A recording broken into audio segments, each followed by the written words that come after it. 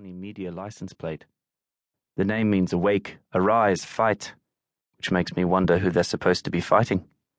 The driver chuckles wryly when I ask her, but doesn't offer up a theory. We travel in cool, professional silence. Although my hand itches for my camera, I manage to restrain myself as we pass between the rows of filter trees lining Vukani's driveway, sucking up sunlight and the buffeting wind to power the building. You don't see filter forests much, or at least I don't. They're too expensive to maintain outside the corporate havens. Inside, the receptionist explains that she'd love to offer me a drink, but it's not recommended just before the procedure. Would I like to have a seat? And delay will only be a minute. And would I mind checking my camera and any other recording devices? I don't have to worry about my phone. They've got app blockers in place to prevent unauthorized activity. I reluctantly hand over my Leica Zion, and after a moment's hesitation, the Nikon too. It's got half my exhibition on there, I say, indicating the F2. Of course, don't worry. I'll stash it in the safe, she says, against a backdrop of awards, gold statuettes of African masks and perspex loweries with wings flung wide. I take a seat in the lounge feeling naked without my cameras, and then Andile arrives in a fluster of energy and hustles me towards the lift. He's got the kind of personality that precedes him, stirring up the atoms before he even enters the room. There she is, right on time, babes. He honestly speaks like this. You get in all right? No hassles? It was fine, apart from nearly being ejected because I took a photograph of the underway. Oh, babes, you gotta rein in those urges. You don't want to look like one of those public sector activists with their greater good tech wants to be free crap. Although those pics will be worth something when you're famous. Any chance I could get a print? To go with the rest of your collection? His office on the 17th floor is colonized by an assortment of hip ephemera, a lot of it borderline illegal. The most blatant example is the lo-fi subtech on his bookshelf, a cobbled-together satellite radio smuggled in from the rural in defiance of the quarantines, which probably only makes it more valuable, more flauntable.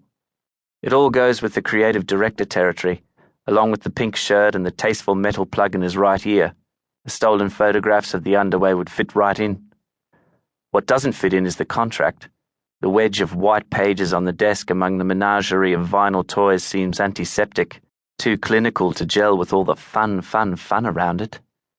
The biosig pen I signed with, here and here and here, had microscopic barbs in the shafts that scraped skin cells from the pad of my thumb to mix with the ink, signed in blood, or DNA, which is close enough. Adams, K. A woman steps through the doorway from the boardroom, all crisp professionalism in a dark suit, holding a folder with my name printed on it in caps. I'm Dr. Precious. We met before during the pre-med. Through the floor-to-ceiling windows behind her, the southeaster bunches and whirls the clouds over Table Mountain into candy floss flurries. Spookasem in the local. Ghost's breath. Can you roll up your sleeve, please? She's already prepping the auto-syringe. Dr. Precious is here on call. Even ad agencies with big-name biotech clients on their books don't tend to have in-house doctors. Andile claims it's because the labs are so impersonal, babes. But I suspect that it's easier to bring her in here to shoot us up one at a time than to get the necessary security clearance for 12 art punks to enter a restricted biomed research facility. Not that the rest are art punks necessarily. All Andile will say is that they're hot talent.